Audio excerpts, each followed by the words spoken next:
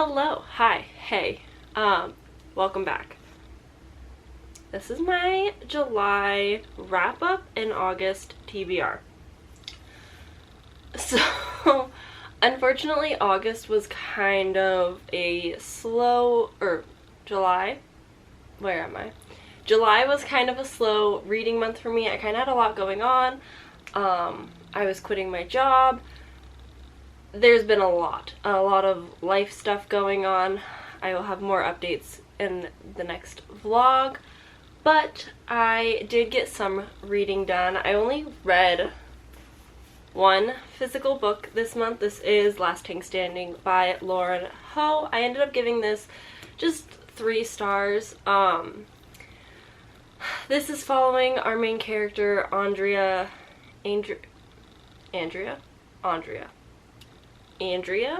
Tang, and she is a 33-year-old woman who is a lawyer and trying to find love in this crazy world. She's got a lot of familial pressure to find a spouse, get married, have children, and it's kind of just her journey, learning more about herself, finding love. It is all written in diary form.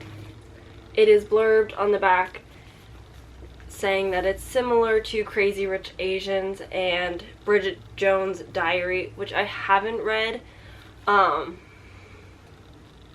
wouldn't say this made me want to check it out, unfortunately.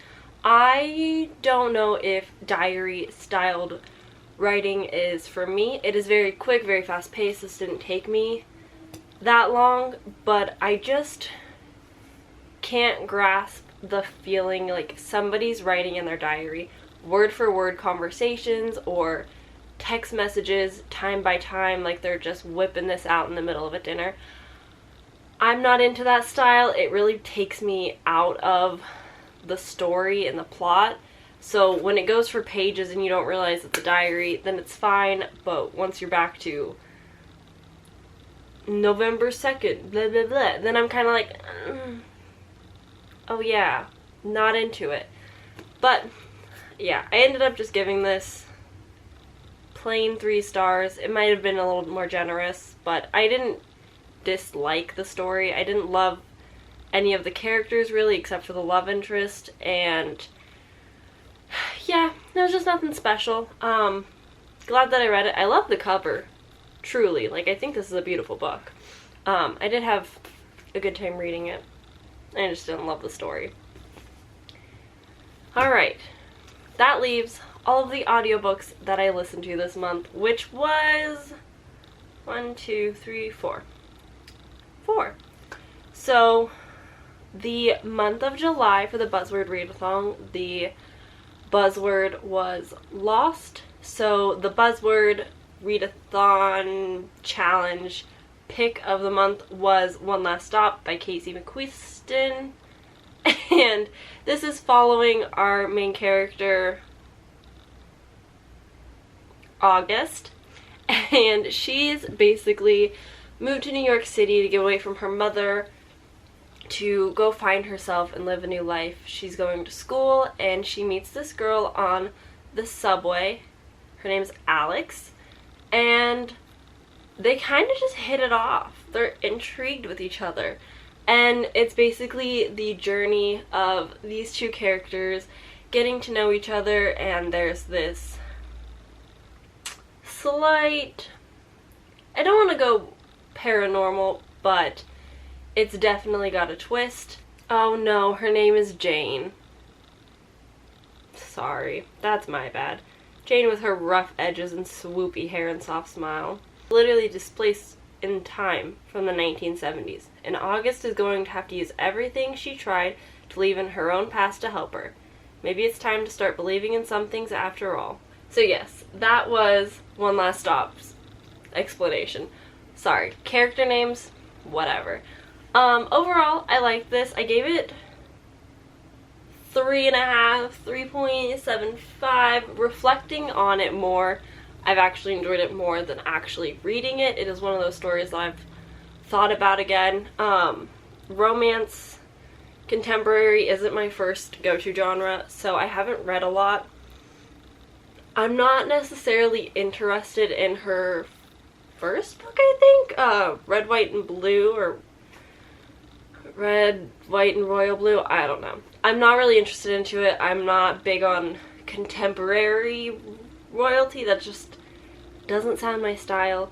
But I did really enjoy her writing and the characters, and there was so much diversity and just so much going on for the most part that I didn't feel bored. I kind of breezed through this. Overall, it was a good time. Next up, for the lost prompt, since I didn't complete all of the audiobooks, I think I have one left that's going to be mentioned in the August TBR portion, but the next one that I listened to was The Last Magician by Lisa Maxwell. I ended up giving this 3 stars. Found out that it is either a duology or it's going to be a trilogy. I was not going to lie. There were the first, I would say, 2 chapters. I was just confused. I didn't know what was going on. I didn't understand anything. Slowly over time, I was understanding more. I ended up listening to this in 2 days, I think. Mainly while I was cleaning my house. So I was ever so slightly distracted. I did enjoy the characters. I wasn't connecting to anybody or attached to anybody. So in The Last Magician, we are following our main character, Esta, as well as the magician Hart. And basically, Esta is on a mission to go steal the book before the magician destroys it, because all of the all of the mages in the future are being wiped out in a way. They're not able to enter Manhattan, New York, or else they are trapped and end up dead. So Esta goes on this journey because she has the power to manipulate time. So she goes back to the past with her thieving skills to try and steal this book in 1902. So you've got a little bit of historical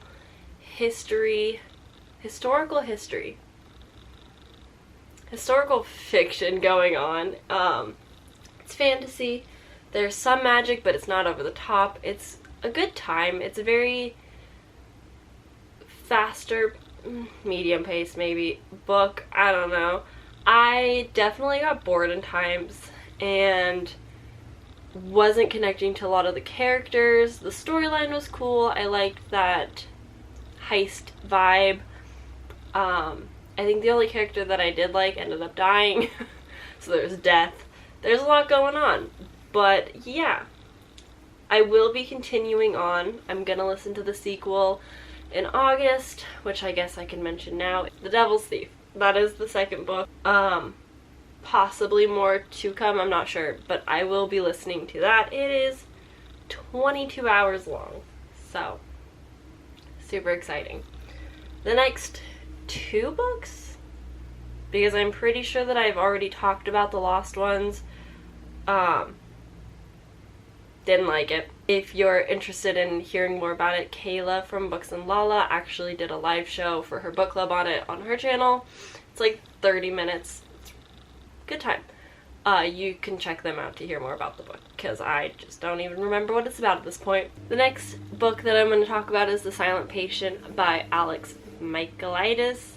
I think that's how you say it. This is following 2 characters in a way. One from the past in a more diary-like essence, who is a woman who killed her husband and afterwards went completely mute and had nothing to say, and now lives in a hospital for the criminally insane. And the other character that we're following, names have escaped me, is a therapist who is so intrigued with her and this case that he goes on a journey to be her therapist. It was fine. The journey was fine. The plot twist, didn't see it coming, so I will give credit to that. I didn't like where the story went and the conversations that it had, it could have gone deeper into the mental state of the patient, but instead really focused on the therapist and possible spoiler alert, I'm sorry if it is, he just kind of became more of an investigator. I just didn't love all of the aspects. So yeah, just a plain Jane 3 stars. There wasn't really any book that I fell in love with except for the next one, which is A Lat's Away by Darcy Little Badger. Darcy Little Badger. Woo. She has a new book coming out, I believe, this year, and I'm so excited. I'm really excited. I'm excited. Anyway, A Lat's Away. I've definitely talked about this already in a vlog when I was listening to it. I can't wait to have a physical copy. Definitely going to reread this in the future. This is following our main character, A Lat's Away, and her uncle dies in a kind of tragic car accident. But A Lat's Away has the ability to communicate with the dead and bring spirits back. So she has her dog, who's her companion, who is a spirit. And this is a long tradition in their family, so to speak. It's passed down to generations. And her uncle communicates with her in a dream, saying that his death was not an accident and he was murdered, and is trying to convince A Lat's Away to bring him back. But she knows that human spirits are very different and very angry, so she doesn't want to do that, but she does go on an adventure to solve the mystery herself. And it's so good. There is a slow burn best friend romance kind of deal going on that I love.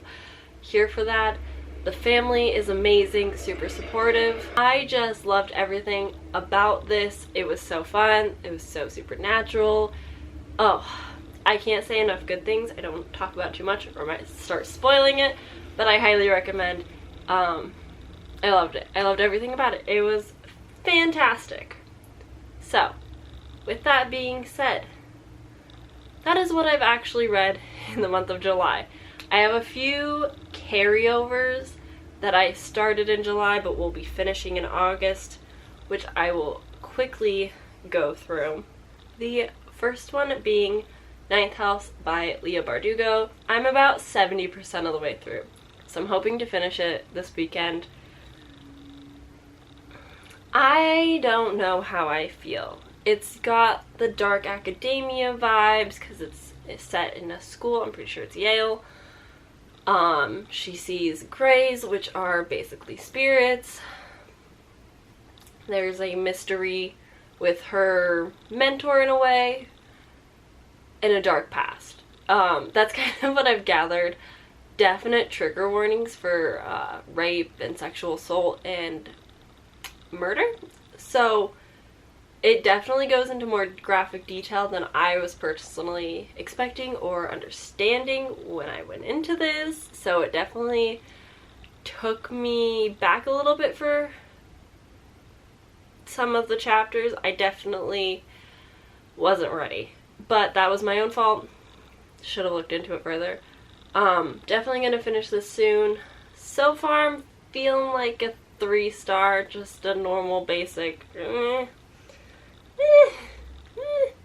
not feeling any super which way about it. I'm also barely started Ever Cursed by Corey and Ahidi. This is a very fairy tale-esque story. I'm only on chapter 3, I believe. It's definitely not been like top priority on my list. From what I've gathered, because I like to go into my books knowing nothing, not much at all, I know that there are these sisters. I believe there's like 5 or 6 of them. What's with fantasies having so many siblings? Anyway, it's about these sisters whose mother is frozen solid after a curse set by a witch, and on each sister's 13th birthday, I believe, maybe 12th, something like that. They get cursed, and we're following our main character who is cursed to not eat and is just slowly starving and super slowly dying, but it's taking years and years and years for the curse to take effect, and she is hoping to break the curse.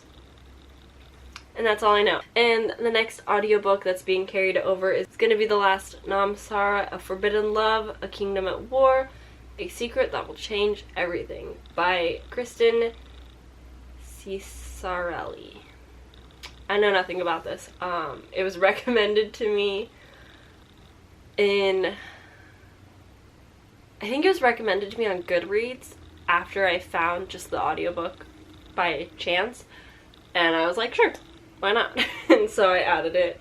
I didn't end up getting to it, so I'm hoping to listen to that next. First physical book, though, we have Survive the Night by Leigh Sagar. I'm already about halfway through this, so far I'm about halfway.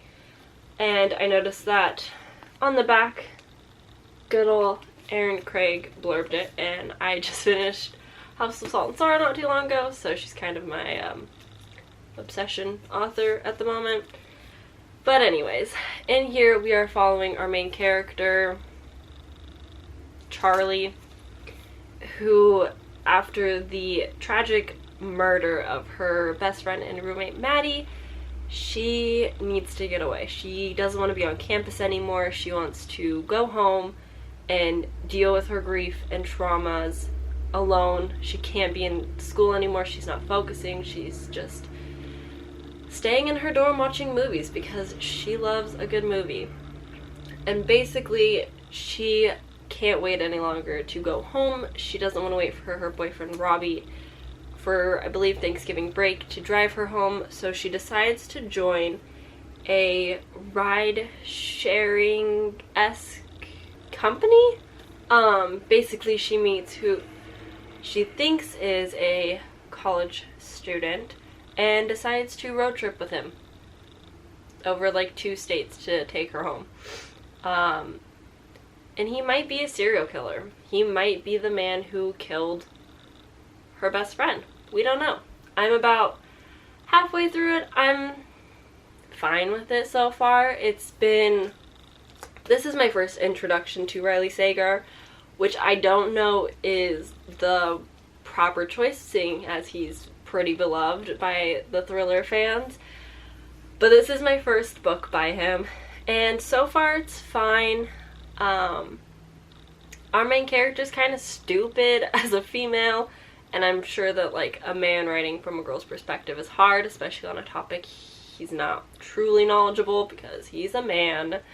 So it's definitely one of those things where I'm like, why did you share a car with a stranger to begin with? But also, it is set in 1991, so I wasn't even born yet. I have phones. I don't need to do that kind of stuff. So, different time. Maybe she's just that kind of girl. But yeah, so far it's fine. I like the pacing of it. I like the road trip aspect, I think. I'm not entirely sure, but I think I'm enjoying that. And I'm enjoying the slight thrills of trying to figure out what is going on. But that's the that on that. I'm hoping to finish this today or tomorrow. That's kind of the plan. With August being my first month just home all day, every day, I'm hoping to get a lot of reading done.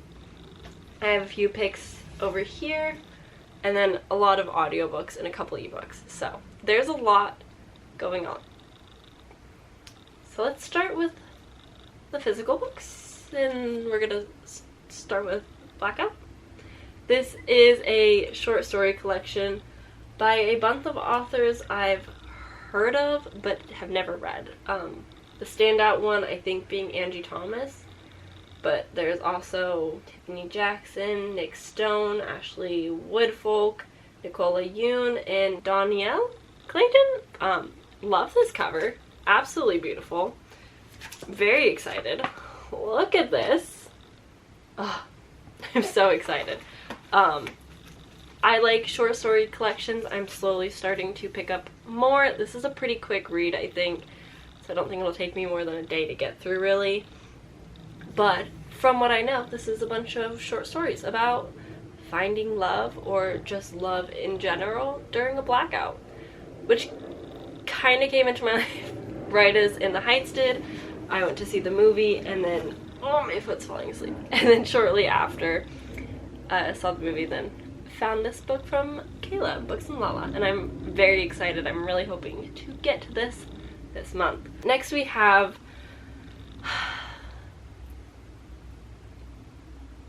a few, I don't know if I'm gonna get to this, but I'm hoping to get to this, if you know what I mean. First one being Shadow and Bone by Leah Bardugo. Only reason I really am dying to get to this is just so that I can watch the Netflix show. So yeah, that's it. The next one is The Strange Case of the Alchemist's Daughter. This is written by Theodora Goss. I'm into it, I'm interested, I'm intrigued, I'm going to read it. I have the audiobook and the ebook both so that I can breeze through it a little bit quicker. And then, I believe, besides my buzzword challenge stuff, I have Yolk. This is by Mary H.K. Choi. Don't know what this is about. Heard great things. Really freaking excited for it. And that's that on that. That's probably like the top of my list of doesn't have a theme as to why I'm reading it books to read. And then we go into the buzzword. I'm overwhelming myself with books this month. Is it a good choice? I don't know. But we're doing it and we're gonna see how it goes. So, this month's buzzword theme is time of day. So I have 3 physical books and too many audiobooks. I guess we will start with The Midnight Library by Matt Haig. This is the actual buzzword readathon / challenge pick of the month. So, I had already picked this out earlier this year. Really been wanting to get to it. I've heard so many good things. I'm so excited. It's not too terribly long. I think it'll be easy to get through, especially with all these way too many books I have picked out. But I don't know what this is about. I know there's going to be a library. And like magic of some sort, I'm sure. I'm excited. I'm really excited. The next one I have is The Night Circus by Erin Morgenstern.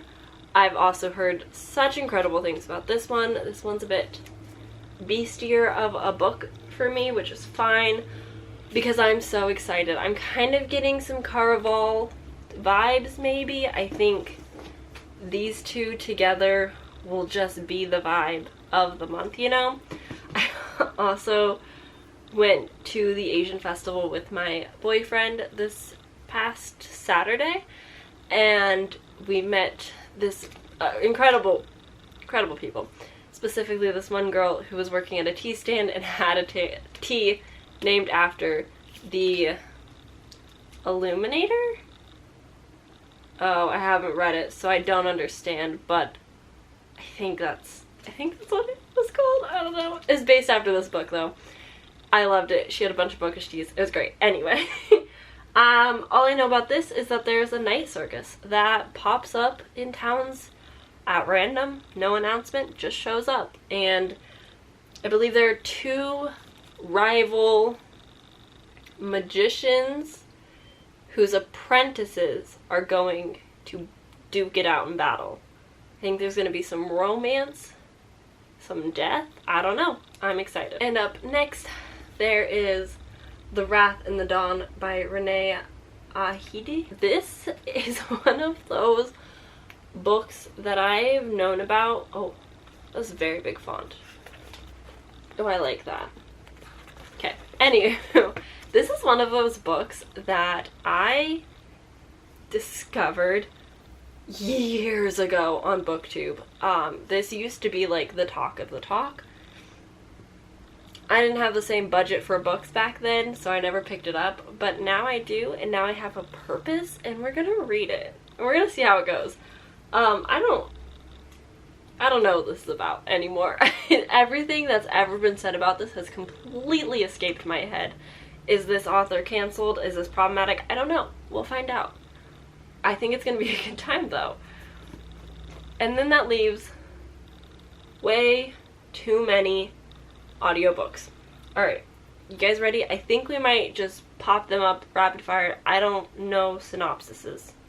I picked them because they were on my list and they have primarily the word midnight in them. So, we have, and I'm just reading off of my Scribd account because that's where my audiobooks are.